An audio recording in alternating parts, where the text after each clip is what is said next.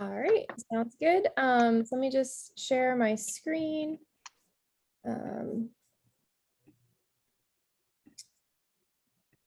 So yeah, thanks so much for the invitation.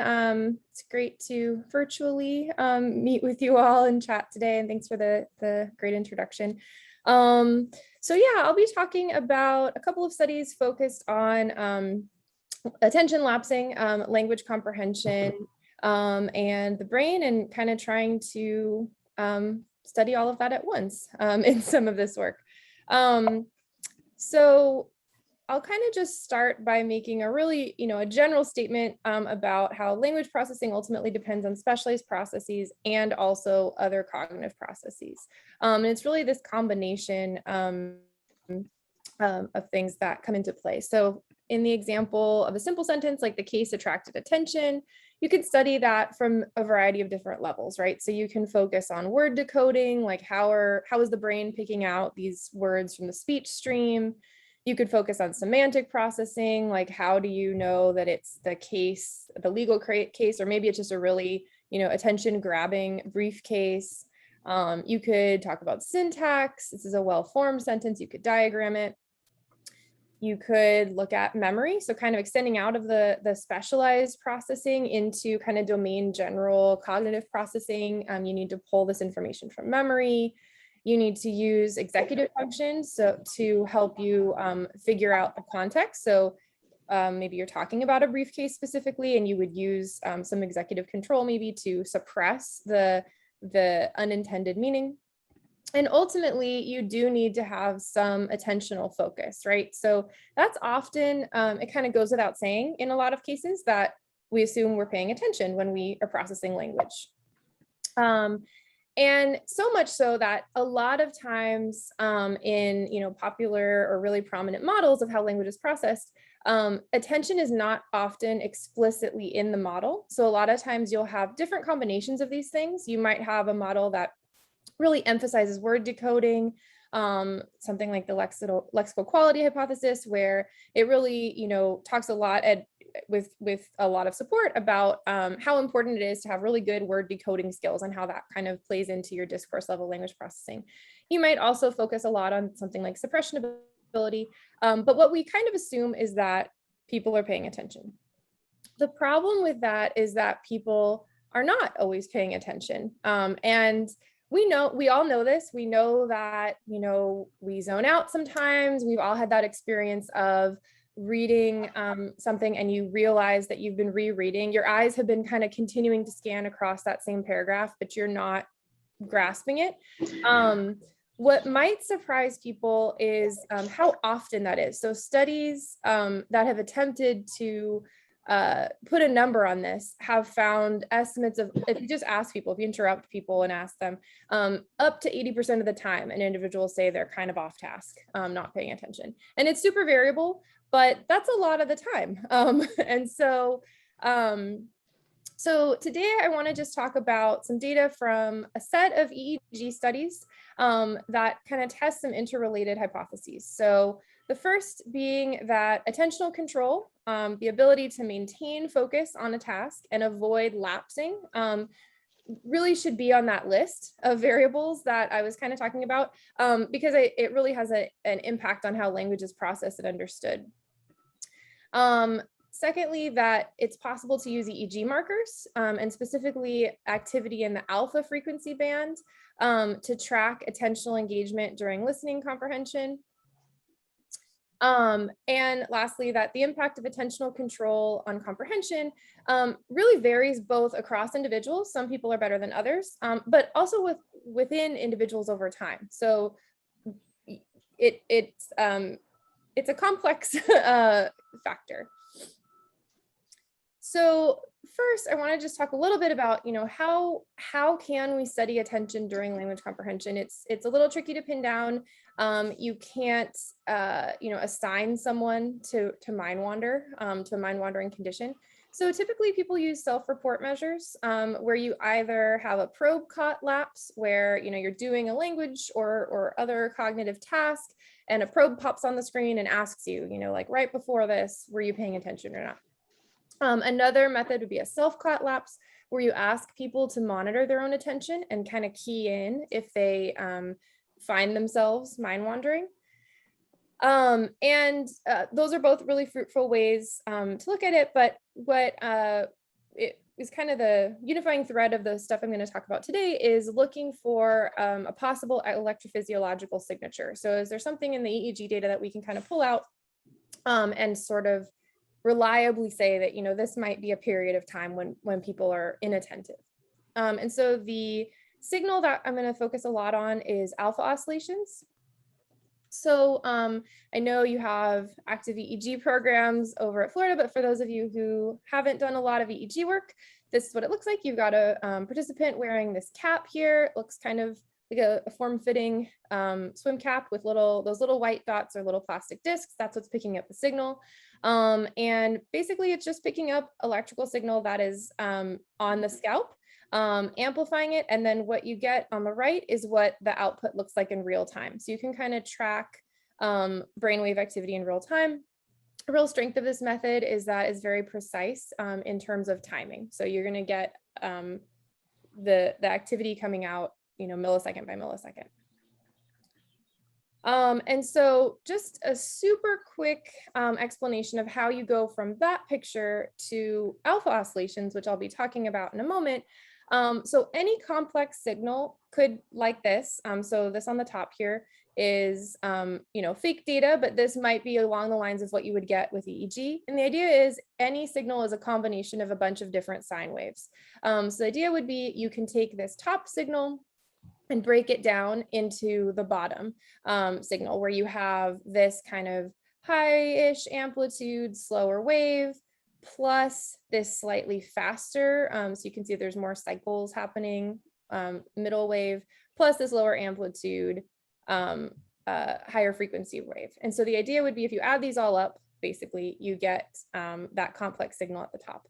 And so because each component wave has its own frequency, its own amplitude, its own phase, you can meaningfully kind of pull that out and talk about the components of the complex signal that belong, for example, in this bottom frequency range, or that belong in this top frequency range. So here is that applied to neural oscillations. So on the top is just a segment of raw EEG. Just if you stick an electrode on someone's head, this is what you're going to get out. This is the signal from one electrode. And what you can do is you can filter it and say like, okay, what part of that signal, what does that signal look like if you're only looking at activity that's in the 4 to 7 hertz band, for example. So that just means that's cycling at around 4 to 7 times a second.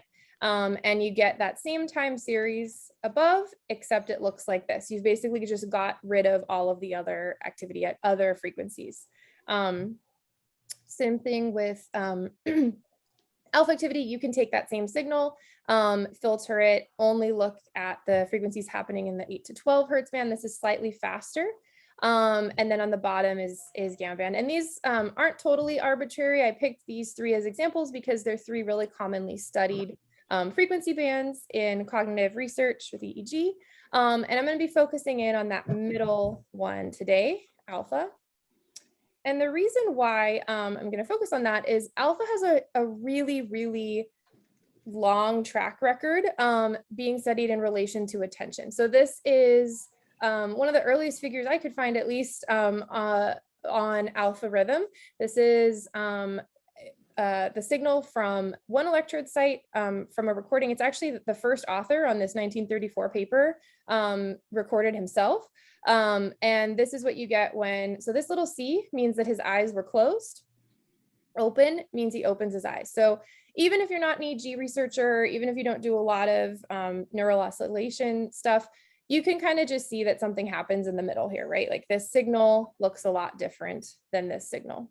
And this is you know, there's a lot more research that has happened since 1934 to make this more nuanced, but this basic link with attention has kind of been there this whole time. So what we now might say is, there was not a lot of external stimulus happening when the eyes were closed. Alpha rhythm tends to go up when there's not a lot of external focus of attention. You open your eyes and alpha rhythm goes down. And that's something you can see in the lab in real time with your own participants if you ask them to open or close their eyes. And just to kind of drive home this point that unlike some of the signals we look at and unlike some other measures that I'll be talking about today, it can be seen in single trial raw data. You don't have to do a lot of processing to spot it. So that same signal, it's a really regular pattern. I've kind of circled what I think of as like a patch of it. And so if you just pick one electrode, like I'll put my cursor over one and follow it along. And then right around here, you see this kind of regular pattern that's a little bit increased in amplitude. So for EEG researchers, a lot of the time, myself included, when I first started recording EEG, I was kind of trained like, this is bad. This means that somebody's zoning out. They're not paying attention. You don't want this in your data. You need to wake them up. And a lot of labs do things like provide energy drinks or chocolate covered espresso beans or something to kind of try to get at a less alpha E signal. And so I started becoming interested in this because I was doing a lot of experiments that were kind of long, and I had subjects with just tons of alpha, just beautiful records of alpha. And it was very frustrating because that is not super conducive. Alpha is such a big signal, it can kind of drown out everything else and make it really difficult to see some of the more subtle small signals. And so what I started to become interested in doing is seeing if, is that really true? Are they really zoning out? We think they're zoning out, but can we really tie that to a period of zone out if you ask someone? So the hypothesis for the first couple of experiments I'm going to talk about is that for a task in which attention has to be directed towards external stimuli for successful performance, so something like language comprehension, where if you're listening to a speech stream, in order to comprehend that speech stream, you do have to be attending to it. Increased oscillatory activity in the alpha band can maybe serve as this index of lapses in attentional control, which is kind of what a lot of people believe, but there wasn't a lot of empirical evidence for it at the time. So in experiment one, I started trying to figure out, what would be a marker of being off task. And so in the context of a language experiment, I started looking at the establishment of reference. So the establishment of reference is really critical to the development of a context representation. A referential expression has really limited meaning unless it's connected to its antecedent. So something like she, in the absence of context, we know a little bit about what that word might mean. Like we know it's a pronoun, we know it's female, but unless it's connected to a specific entity, there's not a lot other content there. But once you establish reference, so for example, the girl in a context where there's two girls and maybe you have other information, that referential expression can take on a lot more meaning. So the question I wanted to ask in this experiment was, what happens if you miss the antecedent? What if you were listening to a context, there is the antecedent, you have information, there's two girls, but you weren't paying attention? What happens downstream then when you get she? So the prediction was when you first encountered that antecedent, so in this case, the girl, for example, increased alpha activity at that time would predict subsequent referential processing failure. So you would basically have missed it and you wouldn't know who she was referring to. So in this experiment, we recorded EEG during story listening, and we looked at individual differences in processing of the referential expression as a function of alpha oscillations during kind of key parts of the stories where you got this information. So we had a bunch of short context like this. So 4 sentences. Sentence 1, you got some introductory information. So a lumberjack hiked into a forest carrying a chainsaw. Sentence 2, he was going to cut down a tree. And then in sentence 3, you had some critical information. So in sentence 3, 2 entities were introduced in 2 different conditions. So in one condition, you had in a clearing, he found an oak that had a mushroom on it and an elm that had birds in its branches. So 2 separate distinguishable trees. In the other condition, you would have oak and an oak. So now you have 2 oaks, one has a mushroom on it, one has birds in its branches. When you get to sentence 4, the lumberjack cut down the oak. If you had previously heard that there were 2 oaks, at that point, you need more information. You don't know if this is talking about the one with the mushroom on it or the one with birds in its branches, right? So the way we wanted to look at that was using what's called the NREF ERP. So in if you so at this point, oak, if you time lock the EEG signal to that point and you compare, so basically this is just a brief digression into what I'm going to do to kind of look at this. So to create an ERP waveform, you take your signal, you have all the words occurring in the signal, and the idea would be you have a bunch of words of a certain type. So let's say ambiguous words. So words like oak. If you had 40 contexts where you had 2 oaks and there was an ambiguous oak, you would average those all together. And the idea would be that stuff in the signal that is not related to the processing of that particular type of word would kind of average out because it would be random. But stuff that was related to that processing would stay in the signal. And that's what's called an ERP.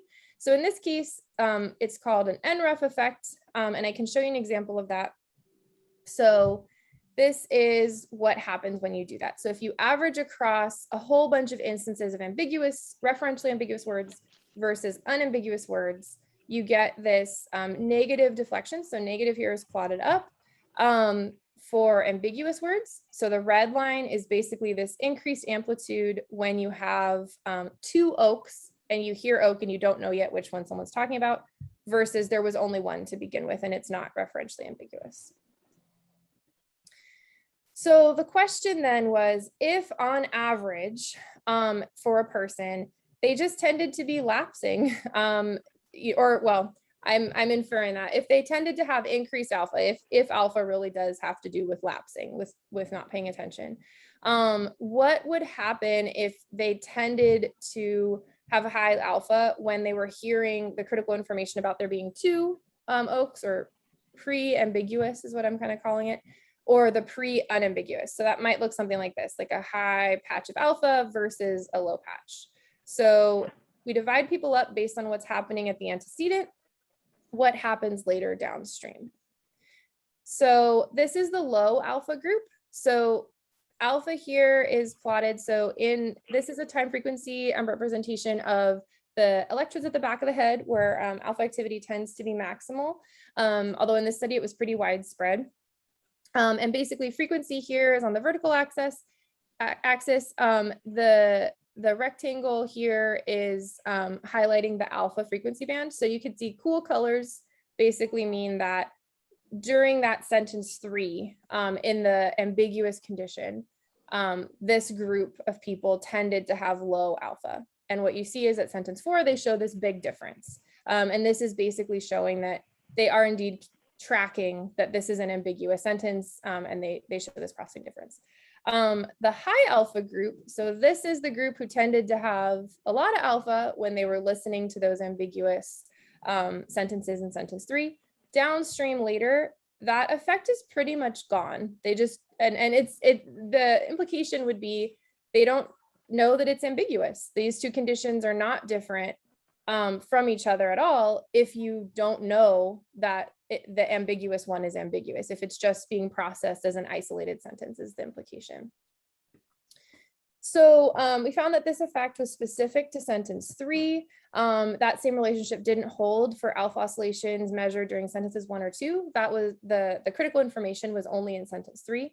And only the alpha ratio during the presentation of critical information predicted sensitivity to that information later on. So the kind of interim conclusion from this first study was, alpha oscillations can maybe be used as a tool to track attention lapses during comprehension. And that changes in alpha activity have the potential to maybe predict how individuals process language downstream. And so this is kind of an empirical demonstration of what might be thought of as the consequences of attention lapses on comprehension. You do miss things and you do end up processing things inappropriately given the context. So in a follow-up study, we replicated and extended this to a clinical population, to individuals with schizophrenia who have a lot of language processing deficits, especially in processing context.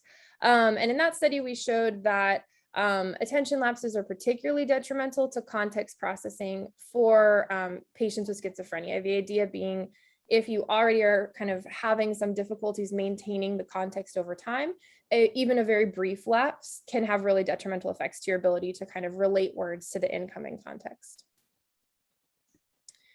So the next questions we wanted to ask was, what about fluctuations in attention over time within an individual? And also, so in the study I just talked about, we used alpha oscillations as an index of attentional state, and we used ERPs, the NREF effect, to index language processing. But we didn't have explicit measures in that study of either attention itself, like someone's self-reported attentional state, or comprehension outcome. We had kind of these inference measures, the ERP and the alpha. And so what you would really want is a direct measure of both to confirm that periods of really high alpha activity during listening comprehension do indeed correspond to attention lapses. And then ultimately, does this lead to poor comprehension? So that was the motivation for this next study. So for this study, we had 44 people. EEG was recorded during story listening, and they listened to full-length spoken versions of 2 Sherlock Holmes stories. So this is almost an hour and a half of EEG. It's pretty long. People didn't mind it too much though, because it was an engaging story, and they just listened, except that they were periodically interrupted by attention probes. So over the course of an hour and a half, almost an hour and a half, there were 54 probes, and they looked like this. So you'd be listening, there wouldn't be much happening on the computer screen, and then this would pop up. You'd get, just prior to this question, was your attention on task or off task? And then you had 3 choices. On task, and this was defined ahead of time as, totally fixated on the story, not really thinking about anything else. Off task, zoning out. This was defined as you didn't really realize you weren't listening to the story until the probe popped up, and then you realized you actually had been zoned out and thinking about something else. Or split attention, where you were kind of listening to 2 things, like or paying attention to 2 things. You were listening to the story, like half listening, but you were also thinking about something else. And you were kind of, that wasn't a surprise to you, kind of knowingly were doing that. And then we had multiple choice questions after the whole recording was over. And these questions queried information that was happening just before the probes. And the reason we picked detective stories is because, especially these particular detective stories, they have concrete pieces of information that appear at specific points. So you might have something like a clue, like if Sherlock Holmes finds a shoe, for example, and that shoe is important. The sentence in which they found the shoe, if you were not paying attention, that would then be a prime place to put an attention probe right after, and then ask a question later on about that shoe. And the idea would be to try and relate those things. Like if you were off task or high alpha oscillations during that particular point, what happens downstream when you're asked about that clue? So this is just a little schematic of how this went. So you had EEG recording, story listening for a while, the 2 stories. The attention probes are kind of popping up periodically, and then they're all done. They do the multiple choice comprehension test. And this was just a like fill in the bubble, similar to you would get in like an English class or something like that. So first, just looking at attention probe response and comprehension questions. So on the left is how people responded to those 54 probes. Most of the time they're on task, 60% of the time, but that's not, it's technically over half, but they are almost 40% of the time, or 40% of the time off task. And this was kind of more or less evenly divided between zoning out and split attention states, just a few more zone outs than split attention there. On the right are comprehension questions, and something I want to highlight here that ended up being useful, and I'll show you some more plots. There were there was this no idea option. So for example, if Sherlock Holmes found a shoe and you're asking about the shoe, it would be like, A, a shoe, B, a stapler, C, something else plausible. And then you would have this option at the end of, I have no idea. And so an incorrect guess is, saying a stapler, and no idea is just circling, you're not even trying to guess, you don't know it. And that ended up being a fruitful category to try and kind of map on to these true zone outs where people, they know they missed that information. So this is that no idea rate. So the percentage of the time that people responded, I have no idea, on a comprehension question, asking specifically about content that happened right before a probe.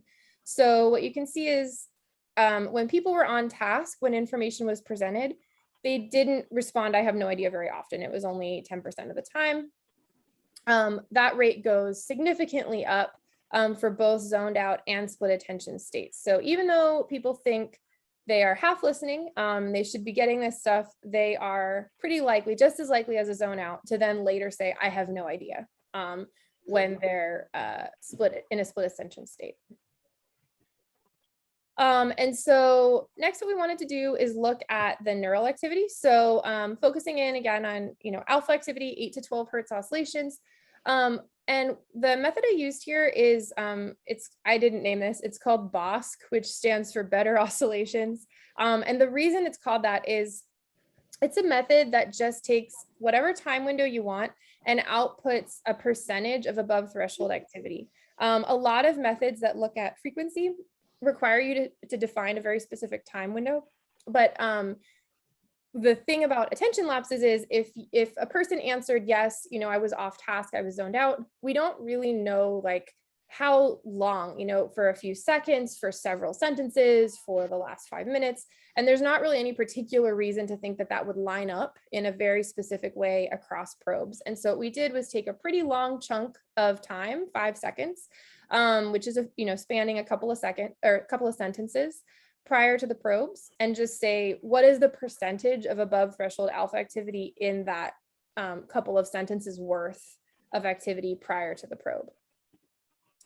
And there's different ways, when I say above threshold, there's different ways to threshold it. You could say, only alpha cycles that have 2 cycles of alpha in a row count, or only alpha with 3 cycles in a row count, or 4 cycles. We didn't have any a priori reason to pick a specific number of cycles that counts as alpha. And so what I've plotted here is the different ways of thresholding that activity. And what you can kind of see is it doesn't really matter. If you require, not looking at the differences between lines, but just looking at this pattern overall, if you require really long patches of alpha to be there before you consider something alpha, the overall amount of time that you find that goes down, but the difference between conditions pretty much stays the same. So what you can kind of see here is on task is this dark solid line, and that has significantly less alpha in the pre-probe period than zoned out, when people were zoned out.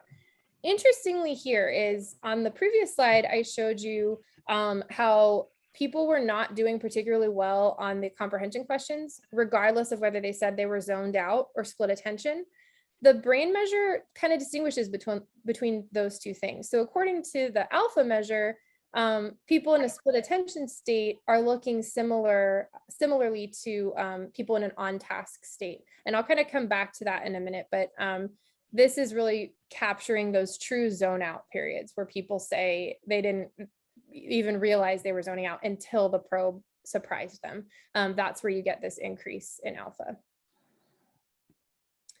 And so ultimately what we wanted to do though is connect this to comprehension performance. So this is connecting, this slide is connecting alpha activity in the pre-probe period to comprehension question response. And so what you can see here is significantly different from correct is this I have no idea. So when people said, I have no idea, answering a question about a specific piece of information, they were more likely to have a high percentage of alpha when that information was presented.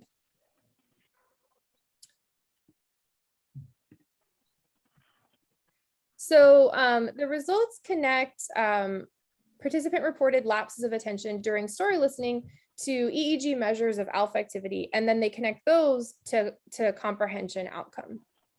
So the implications for this functional explanation of alpha oscillations is, extending this idea that alpha is really connected to attention, to the language domain, and then distinguishing zone outs from on task and split attention, whereas the behavior, the comprehension distinguish on task from both zone outs and split attention. And so I have just one more experiment I want to, oh, good, I have time, I think, I want to share, which is some unpublished data looking at lexical processing and how that might be affected by periods of inattention or split attention. So this is a study that kind of grew out of that previous study. This is a larger sample size, 66 people instead of 40, but it's the same, and the 40 people are included in here. So this is kind of a extension of that study. So e.g. recorded during store listening, spoken versions of these two detective stories. And instead of looking at the alpha here, what we're going to look at is the ERP's time locked to content words in the 2 sentences right before a probe. So that kind of neatly tucks into that 5 seconds-ish window that we were looking at when we know that alpha is variable. But we had markers on every content word in those sentences. So over the course of the 2 stories, that's a few hundred content words that we could kind of look at. And we can bin them according to the probe response immediately following the sentence that those words appeared in: on task, zoned out, or split attention. And so what we're going to look at here is another ERP effect. So we were looking at the NREF earlier. Here we're going to look at the N400, which is probably the most well-studied language-related ERP effect. This is just one example. There's lots of examples, but the N400 is typically elicited by any kind of meaningful language stimuli. So here's one example where you have words, these were spoken words, and you get an effect of association. So a sentence with fame and fortune. I think these are mislabeled actually. Fame and fortune should be blue, praise should be red. And I have a better example of the N400 that's correctly labeled on the next slide, I think. But the idea would be you get a large 400 milliseconds-ish peak amplitude in response to any kind of meaningful stimulus, and that can vary as a function of a lot of things. So on the next slide, I have some examples of the different kinds of effects that have been found. So you get a much bigger N400 to a word that's incongruent. So this would be like the original effect that was found. I drink my coffee with cream and dog. You get a very large N400 effect compared to I drink my coffee with cream and sugar. Semantic category, you get so antonyms versus a high typicality member of a category, low typicality unrelated. Unrelated would be the largest. And I don't necessarily need to go over each one of these, but the common theme is that the easier it is to access the meaning of a word kind of from memory, the smaller the N400 amplitude. And that can be as a function of a lot of things. So something like you heard fame, now you heard fortune. It's easier to kind of grab fortune from memory than it would be if you weren't primed. If the sentence is very congruent and you get a word that fits well in context, it's also facilitated. So I'm going to kind of just hone in on 3 really well characterized effects here. So the first one is within sentence congruence effects. So that would be like an effect of context where you, if you're paying attention to the context, you get this benefit for a word that fits really well with context versus not. Second would be a word frequency effect. So whether it's inside a context or outside of context, really frequent words that commonly occur, you have a smaller N400 amplitude than rare, less frequent words. And word position. And this is very similar to a context effect where just by virtue of being further along in a sentence, being the 10th or 12th word, for example, you get some benefit to the word as evidenced by a smaller N400 effect compared to the 2nd or 3rd word in the sentence.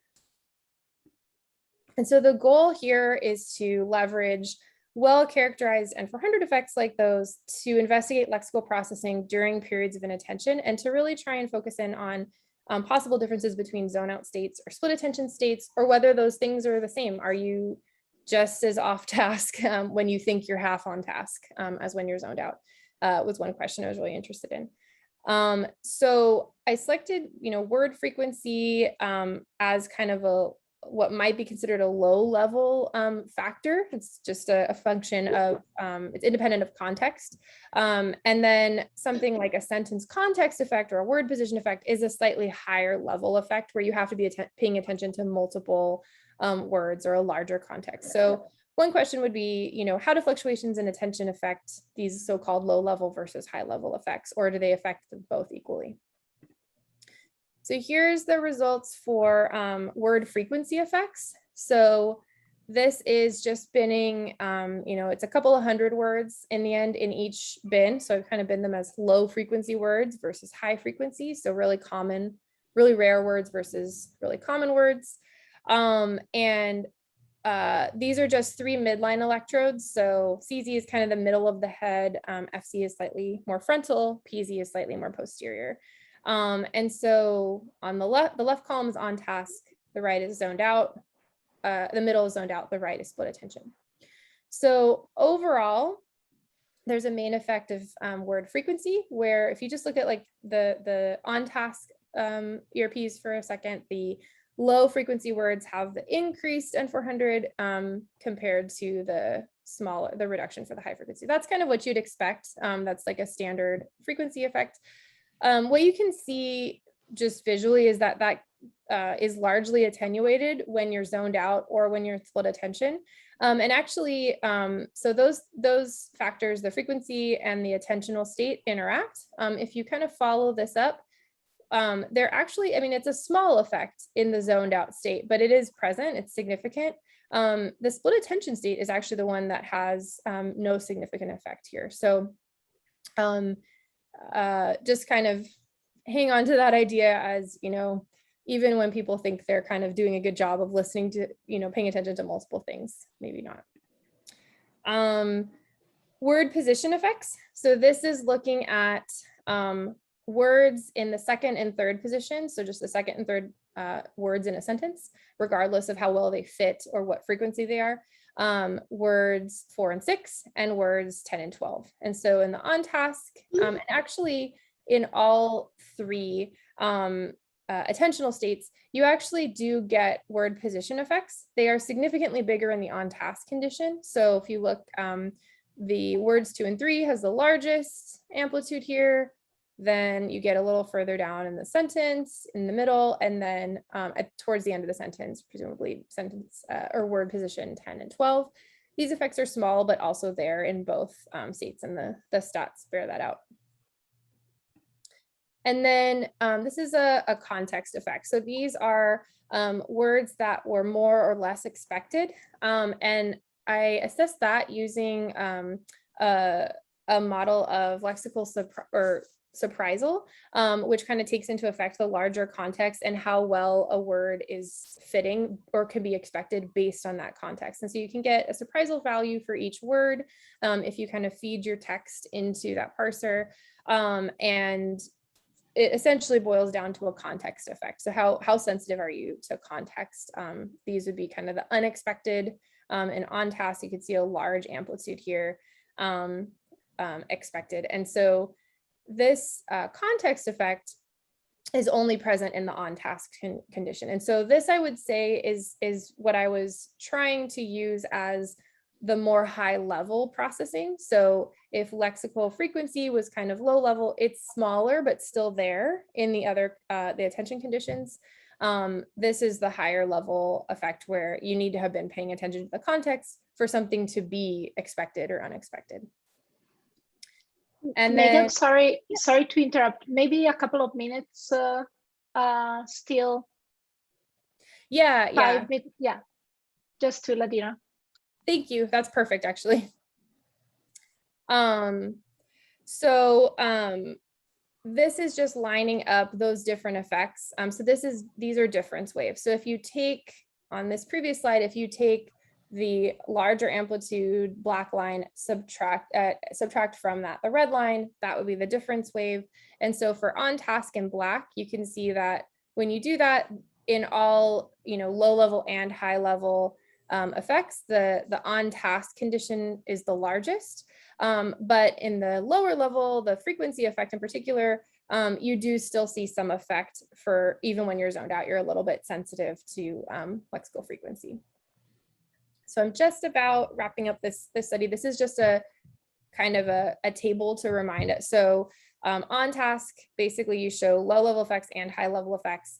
It's a little bit mixed for zoned out and split attention, but neither of them show the highest level context expectedness effect. And so periods of inattention have a significant impact on, low level and high level processing. The higher level, context sensitivity is most significantly impacted. And interestingly, this seems to go just as much, if not more, for split attention states, which is against what I had originally expected. I thought that maybe people would, be kind of in the middle in the split attention state, but that doesn't seem to be the case. And so I'll wrap up in just a minute or so. So just kind of generally making the case that attentional control and the ability to maintain attention to a task and avoid attention lapsing really belongs on the list, so to speak, of variables that determine how language is processed and understood. So lots of information is missed during periods of inattention, despite this assumption we all have that when people are coming into the lab, they're paying attention to our tasks. It's actually really variable, and I'm sure in daily life as well. EEG markers and specifically alpha band activity can be used to track attention during listening comprehension. And the impact of attentional control on comprehension does seem to vary both across individuals, with individuals over time. And thank you very much for your attention. Thank you, Megan, so much. Maybe we can, Megan, if you don't mind, we can unshare the screen, and then if there are specific questions that call for your screen to be back, you can put it back. We had a couple during your presentation. Ira asked a number of very interesting questions. Ira, if you want, you can ask them with real voice. Sure. Yeah, sorry, I didn't see the chat. I'm just going through it. That's fine. Well, more generally, wonderful talk. Thank you so much. I think one of the things in my later life I was studying was creativity and aging and EEG and so on. And I've always thought that the most creative things in science, at least, if not elsewhere, come from the pulling together of diverse ideas. And I think the connection between attention and all the EEG and language work that I typically expect is really nice. Affords wonderful start of things. One of the broader questions I had was, it's been a long time since I've been involved in this. I've been retired for how many years from doing EEG or cognitive work, but I know one of the last things I remember about alpha, which we used to love to show to our participants because we would have them close their eyes and then we would show them a screenshot of alpha, and it's just so dominant, such a beautiful signal.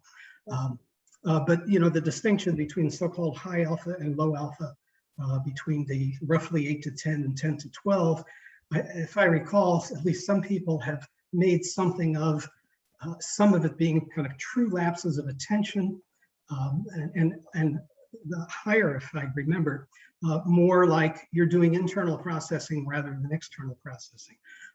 It's maybe a hard distinction to make, but have you seen or explored any of that distinction in your work, especially relative to the distinction between a split attention and quote zoning out? You might expect that zoning out is something more like, well, I'm thinking about other things that were suggested by what I'm reading, and so I can't do the external stuff at this moment. Yeah, that's a really interesting question and a really interesting point. I've done just a little bit that's maybe not exactly on that, but might speak to that. So there is some interesting stuff too on like individual alpha peak